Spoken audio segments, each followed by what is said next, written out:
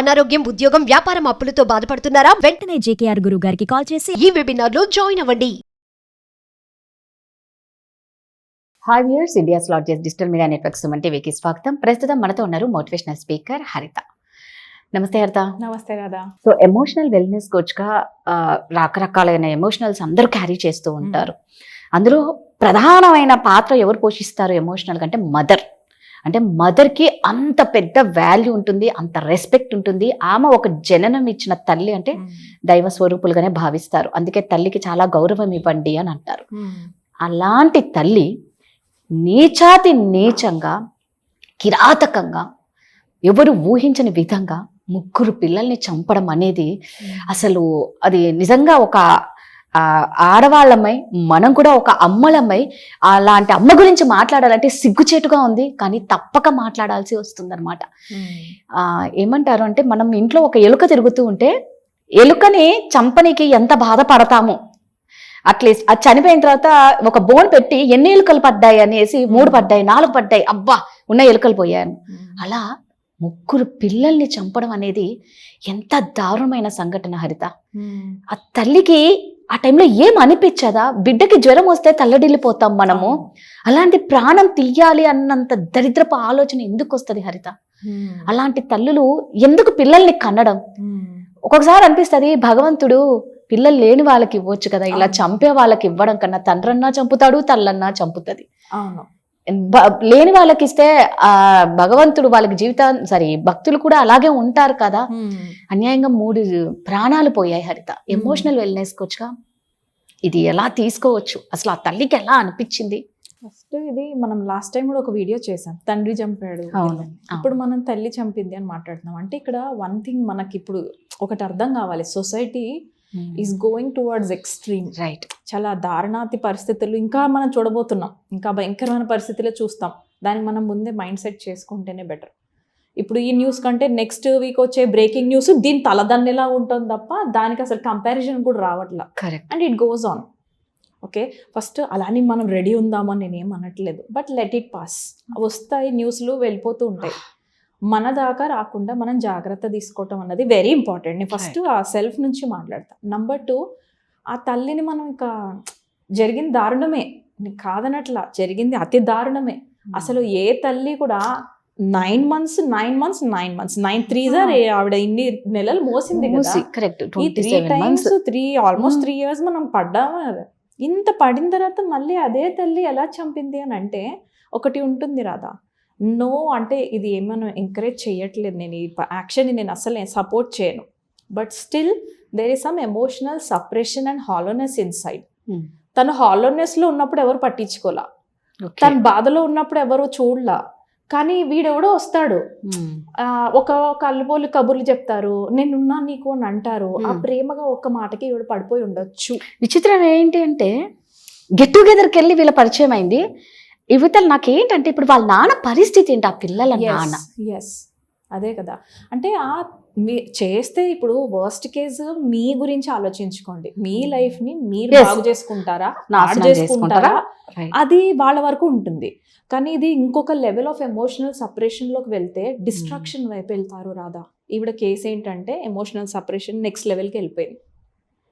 Hollowness నుంచి next లెవెల్కి వెళ్ళిపోయింది. అంటే తనన్నా నాశనం చేసుకుంటది, వేరే వాళ్ళన్నా నాశనం చేసేస్తుంది.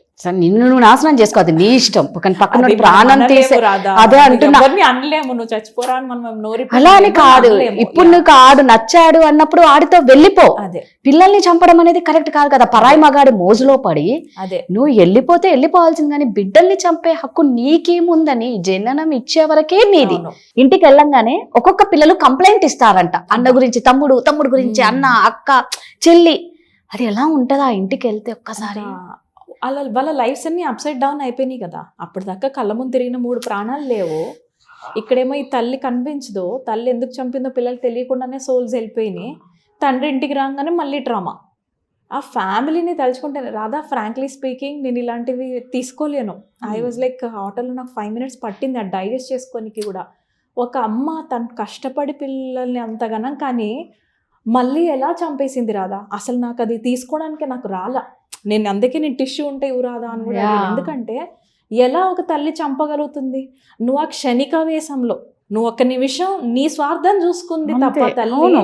ఫ్యూచరు ఆ 10 ఏళ్ల బాబు, 10 ఏళ్ల పాప, 12 ఏళ్ల పిల్లలు అంటే వాళ్ళు ఇంకొక 6 ఏళ్ళు 8 ఏళ్ళు ఓపిక పడితే వాళ్ళ కాళ్ళల్లో వాళ్ళు నిలబడి వాళ్ళ శక్తి వస్తుంది, వాళ్ళ లైఫ్ వాళ్ళు లీడ్ చేసుకుంటారు. ఈ 6, 7, 8 ఏళ్ళు నువ్వు ఓపిక పట్టలేకపోయింది ఈ తల్లి. ఆ ఎఫ్ఐఆర్ పెట్టుకున్నావు సరే, నీ ఇంట్లో ఏదో దొరకట్లేదు ప్రేమ, నువ్వు పోయావు, ఓకే, అవన్నీ ఓకే, అసలు వదిలేసి వెళ్ళిపోవాల్సింది కానీ అదైనా బెటర్ ఇది- కదా. పిల్లల్ని ఇది- చంపి ఆ ఆ. అమ్మాయి ఏం సాధించింది అసలు? అంటే ఒక Correct. తల్లిగా అవును. బాధ వచ్చేసింది బాధ కదా. కదా. ఏంటి one moment of sex, one moment Right. Of Right. Word కాంప్లిమెంట్ల కోసం Right. కడుపులో మోసిన కన్న పిల్లల్నే తను చంపుకుందంటే, అరే మా ఇంటి దగ్గర కుక్క పిల్లల్ని పెట్టింది రాదా, 4 కుక్క పిల్లలు కాపాడడానికి అది పెద్ద కుక్క, దానికంటే డబల్ సైజ్ వస్తే కూడా ఫైట్ చేస్తారు. నార్మల్గా దానికి అందులో అంత స్ట్రెంగ్త్ ఉండదు. నార్మల్గా అయితే ఆ పెద్ద కుక్క వచ్చినప్పుడు ఇది భయపడి మూలకెళ్ళి దాక్కుంటది. పిల్లల జోలికి వస్తే మాత్రం ఇట్లా రెక్క పొడిచి వెళ్ళి దానికంటే ఎక్కువ బలాన్ని వేసి పీక పడుతోంది. నీ సొంత పిల్లల్ని నువ్వే ఎట్లా పాయిజన్ పెట్టి చంపుతున్నారు కదా. అండ్ ఆ పిల్లలు అంత బాధ వేసిందంటే, అమ్మ పెడుతుంది కదా, ఎంత ఆశగా తింటూ అది అమ్మ ఉంటారు బిడ్డ. పెడుతోంది, పెరుగన్నం పెడుతోంది అనుకొని చలవ చేస్తుంది అనుకొని నిజంగా తిన్నారు. అది పాపం. వచ్చేస్తుంది కడుపు ఆ. నింపుతుంది అమ్మ అనుకున్నారే గానీ ప్రాణాలు తీస్తుంది నా బిడ్డలు ఊహించలేదు కదా. అసలు తల్లే పాయిజన్ పెట్టేంత పరిస్థితి ఎట్లెళ్తుంది రాదు. అసలు సొసైటీ ఎట్టుపోతుందో అర్థం కావట్లా.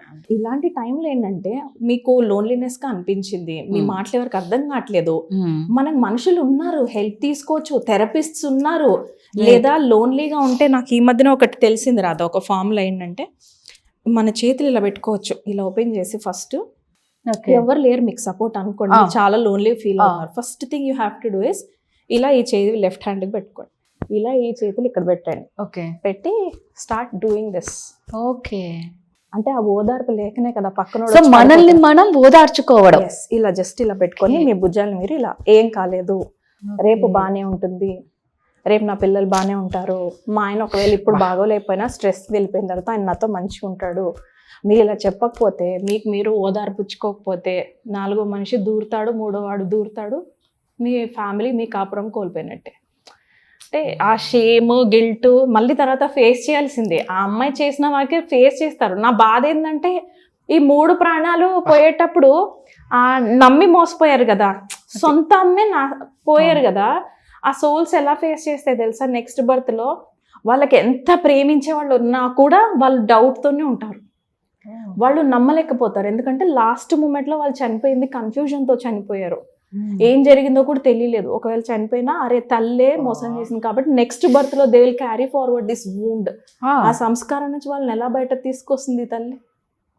నేను అన్నట్టు ఏంటంటే, ఇంతలా మన డిస్ట్రక్షన్ వైపు వెళ్ళిపోయే కంటే కాస్త ఆగి పాజ్ చేసుకొని నా లైఫ్ ఎటు వెళ్తోంది, నేను ఈ ప్రాబ్లం, అందరికీ ప్రాబ్లమ్స్ వచ్చినాయి కదా, కానీ అందరు తల్లులు పిల్లలు చంపేస్తున్నారు. నేను అదే అంటే వచ్చింది అందరూ ఆల్మోస్ట్ ఇప్పుడు lonely and depression, loneliness and depression peaks లో ఉంది Peaks లో ఉంది. ఇప్పుడు. అలానే అదే పిల్లల్ని highest చంపుకుంటారా? disease ఇప్పుడు.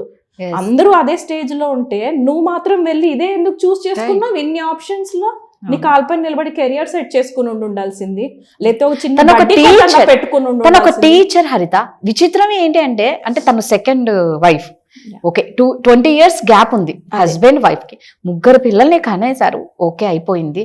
ఆ రీయూనియన్ లో గెట్ టుగెదర్ లో కలిశారు. నీ లైఫ్ నువ్వు చూసుకోవాల్సింది కానీ అన్యం అలా ఆ ఫాదర్ అదే కదా, అరే నువ్వు వెళ్ళిపోవాల్సింది కదా. అట్లీస్ట్ ఎక్స్ప్రెస్ చేయాలి హస్బెండ్ కి, నాకు ఈ థాట్స్ వస్తున్నాయని. వాడు మహా అయితే హస్బెండ్ ఏం చేస్తాడో ఒక 2 బాధలు బాగుతాడేమో, లేదా పంచాయతీ పెడతాడు అంతే. బట్ నాట్ మోర్ ఏం అసలు ఏం రైట్స్ ఉన్నాయి బిడ్డల్ని చంపనీకి కదా. ఇంకోటి 20 ఏళ్ల గ్యాప్ ఉందంటే ఆ అమ్మాయి సెక్షువల్ డిజైర్స్ తీరలేదు. If I'm not wrong, sexual desires తీరలేదు. డిజైర్స్ ఆర్ వెరీ ఇంపార్టెంట్ రాదా. నేను చాలా డీప్ రీసెర్చ్ చేసిన తర్వాత చాలా తెలుసుకున్నాను.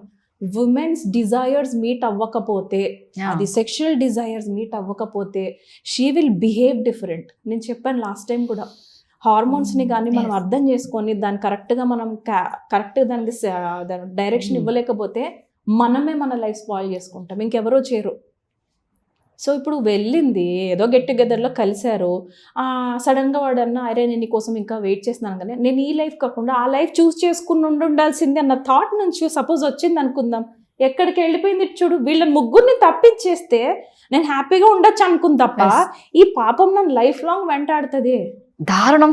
నా పిల్లలు నేనే చంపుకుని వీడి దగ్గరికి వెళ్ళాక, సరే వీడి దగ్గరికి వెళ్ళావు అనుకో, వీడి దగ్గరికి వెళ్ళినా రేపు పొద్దున నీ పర్పస్ ఏంటి, మళ్ళీ పిల్లలకి అనాలనిపిస్తుంది. అవి ఎలా పిల్లలకి అందాం అనుకున్నారు, అసలు ఏమనుకున్నా నిజంగా అనిపిస్తుంది రాదా, ఏమనుకుని పిల్లల్ని చంపింది అసలు. అదే కదా 6 months వేసిందట ప్లాన్ పిల్లల్ని చంపడానికి. అది ఇంకా వాళ్ళ మాటకి ఎలా పడిపోతారు కదా, వాళ్ళ మాటకి ఎలా పడిపోతారు. ఎంత నమ్మింది పిల్లలు, నిజంగా ఘోరం.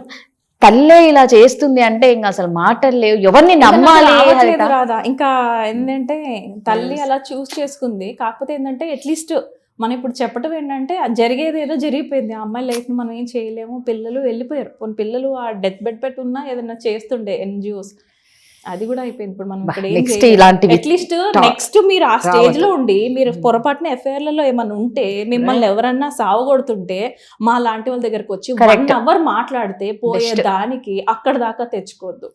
నిజమే. ఒకరు నాకు తెలిసిన వాళ్ళలో రాదా ఒక ట్రాప్ చేశాడు, తోటి కూడా ఇద్దరిని ఒకటేసారి ట్రాప్ చేశాడు. ఈవిడికి 2 పిల్లలు, ఆవిడకి 2 పిల్లలు, ఇద్దరిని అసలు ఎలా ట్రాప్ చేశాడో తీసుకొని పోయాడు. వాడు మ్యారీడే, ఈ పిల్లలు మ్యారీడే. ఒక హస్బెండ్ తిరిగి వచ్చిన తర్వాత ఈ అమ్మాయిని యాక్సెప్ట్ చేశాడు, ఈ హస్బెండ్ యాక్సెప్ట్ చేయలే. ఆవిడ నా గర్కా నా ఘాట్కా, అటు ప్రియుడు వదిలేశాడు, ఇటు భర్త వదిలేశాడు, తల్లిదండ్రులు కూడా చెప్పు తీసుకొని కొట్టారు. ఏంటి హరిత, పిల్లలు ఏమయ్యారు, పిల్లలు ఎంత సఫర్ అయ్యారో తెలుసా. వాళ్ళ అదృష్టం ఏంటంటే ఆ చుట్టాల్లో ఒక అతను ఉన్నాడమ్మా, ఆదుకున్నాడు, సొంత చెల్లెల్లాగా చూసుకొని పెంచుకున్నాడు తప్ప. వాళ్ళ వైఫ్కి కూడా నేను చాలా అంటే గొప్పగా ఫీల్ అవుతాను. ఆ అమ్మాయి చిన్నమ్మాయే కానీ రెస్పాన్సిబిలిటీ తీసుకొని వీళ్ళని నేను పెంచుకుంటాను, నేను చెల్లెల్లా పెంచుకుని. వాళ్ళు పెద్దోళ్ళే, ఆ అమ్మాయి కంటే మహా అయితే ఒక 6-7 years చిన్నోళ్ళు, కానీ వాళ్ళిద్దరు తీసుకున్నారు రెస్పాన్సిబిలిటీ. కనాలి అనిపిస్తేనే పిల్లల్ని పిల్లల్ని కని ఇలా రేపు పొద్దున చంపుతాము, లేకపోతే వాళ్ళకు కూడా ఉండదు ఫస్ట్లే అది తెలీదు, కాదనట్లేదు. ఇప్పుడు ఆ అమ్మాయిని కూడా నాకు దిస్ ఈజ్ వెరీ ఇంపార్టెంట్, మనం అనవసరంగా కోపం క్యారీ చేసి మనం చేయకూడదు, చెడిపోకూడదు. బట్ స్టిల్ రెస్పాన్సిబిలిటీ తీసుకోగలము అంటేనే పిల్లల్ని కనండి. అది పిల్లలు life long agreements, life long commitments. వాళ్ళ పెళ్ళిళ్ళు అయ్యాక కూడా వాళ్ళకి నువ్వు చేయాల్సినవి ఉంటాయి, వాళ్ళకి ఎమోషనల్ సపోర్ట్ లైఫ్ లాంగ్ నువ్వు ఇవ్వాల్సిందే. దానికి ఓకే అంటేనే కనండి, లేదా నోరు మూసుకొని ఎవరి జీవితాలు వాళ్ళు హ్యాపీగా నడిపించుకోండి. బట్ చంపడం అనేది మాత్రం అసలు చంపకూడదు, మీకు వద్దు అనుకుంటే వెళ్ళిపోండి తప్ప అసలు చంపడం అనేది చాలా తప్పు. ఓకే, సూపర్ హరిత, థ్యాంక్ యూ రాధా.